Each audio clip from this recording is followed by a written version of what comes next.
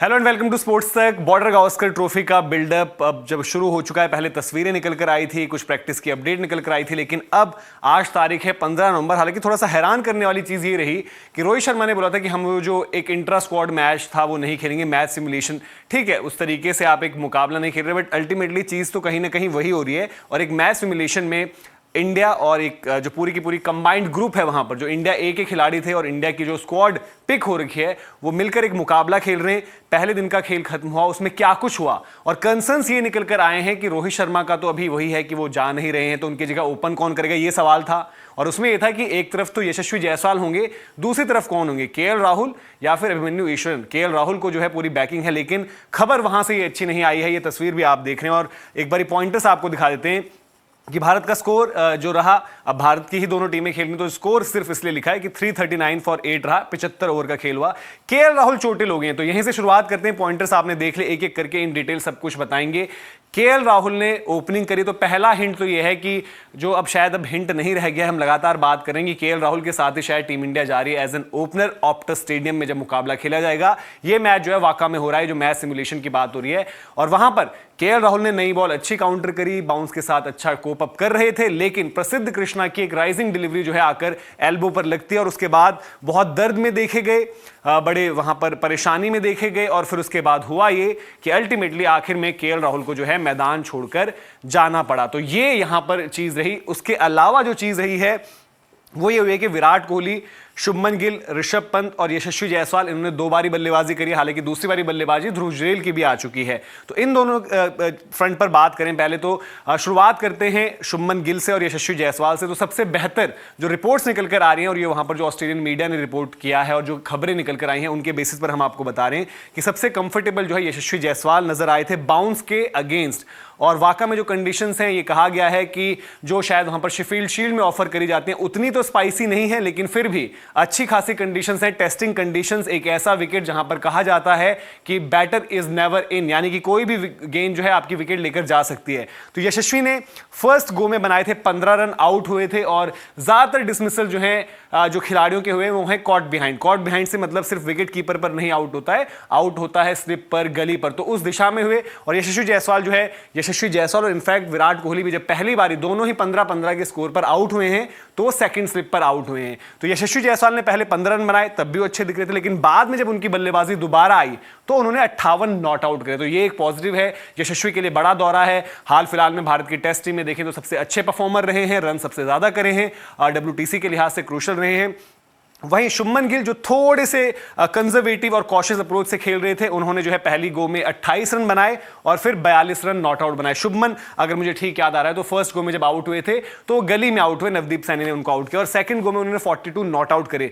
जब पहली ब्रेक हुई थी वहां पर जो है एक तरीके से आप कह सकते हैं कि टॉप ऑर्डर आउट हो गया था, और उसके बाद दोबारा जब बल्लेबाजी करना है, थोड़ा सा अंदाज भी बदला हुआ दिखा। उस टाइम पर जब यशस्वी और शुभमन गिल आए थे तो थोड़ा सा अटैक करते हुए, खेलते हुए आपको नजर आए थे। अब बात कर लेते हैं विराट कोहली का। विराट कोहली का पूरा दिन किस तरीके से रहा। तो विराट कोहली आते हैं, 15 रन पहली गो में बनाते हैं, अच्छे दिख रहे थे क्रीज पर, और ये आप देख सकते हैं कि विकेट किस तरीके से था कि वहां पर लगातार गेंदें जो है उछल कर लग रही थी। हालांकि ये उनकी सेकंड टाइम जब वो बैट करने आए, प्रैक्टिस वाली जर्सी में आए थे, उस टाइम की फोटो है। पहले जो है नॉर्मल जैसे किट में हमने बाकी खिलाड़ी देखे वैसे वो आए थे, और पहली गो में तो 15 रन पर आउट हो गए थे।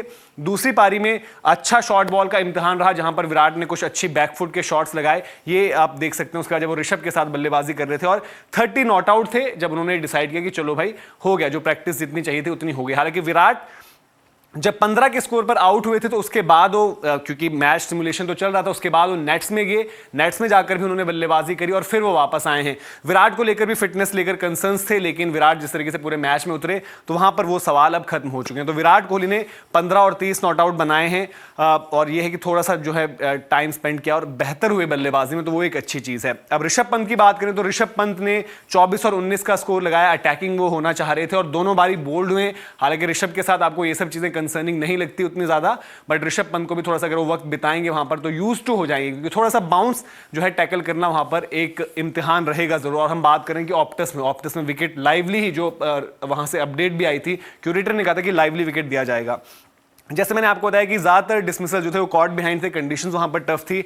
और गेंदबाजी की बात करें तो एक लगातार चर्चा हो रही है, मुकेश कुमार ने यार बड़ी अच्छी गेंदबाजी जब जब भारत के लिए खेली है करी भी, और यहां पर भी उतने ही इंप्रेसिव नजर आए। और जो हमने देखा था कि ए साइड की भी जो गेम्स रही थी ऑस्ट्रेलिया इंडिया, वहां पर भी मुकेश ने बहुत जबरदस्त गेंदबाजी करी थी। तो लोगों का तो अभी भी मानना है मोहम्मद शमी एक तरीके से यहां से तैयार हो रहे हैं, मुकेश कुमार वहां पर हैं, दोनों ही बंगाल के बॉलर्स हैं। तो लोग ये भी कह रहे हैं कि यार मुकेश कुमार को भी आप रखिए साथ में, हो सकता है जरूरत पड़े तो एक विकल्प होंगे। नीतीश रेड्डी जो हो सकता है भारत की तरफ से फोर्थ सीम बॉलिंग ऑप्शन हो एक ऑलराउंडर की भूमिका में, उन्होंने भी अच्छी गेंदबाजी करी, ध्रुव जुरेल को भी आउट किया था, ऋषभ पंत को भी आउट किया था और अच्छी गेंदबाजी करते हुए नजर आए, क्योंकि गेंदबाजी का उनका भी इम्तिहान रहेगा। इंजरी के बाद उतनी ज्यादा उन्होंने गेंदबाजी करी नहीं थी, तो यहां पर उन पर भी नजर रहेगी। और जब स्कोर 339 फॉर 8 था, उस टाइम पर आखिर में जो बल्लेबाजी कर रहे थे वो ध्रुव जुरेल और उनके साथ आकाशदीप थे।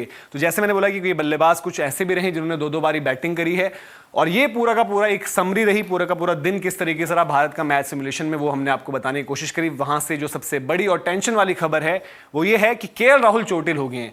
अब इनके स्कैन्स वगैरह होंगे, हो सकता है कल सुबह तक अपडेट आए, जब भी आएगी तो हम आप तक पहुंचाएंगे वो खबर। तो नोटिफिकेशन की घंटी जरूर आप बजाएं, और ये हमारी वेबसाइट पर भी आप देख सकते हैं, वहां पर भी सारी खबर आपको मिल जाएगी।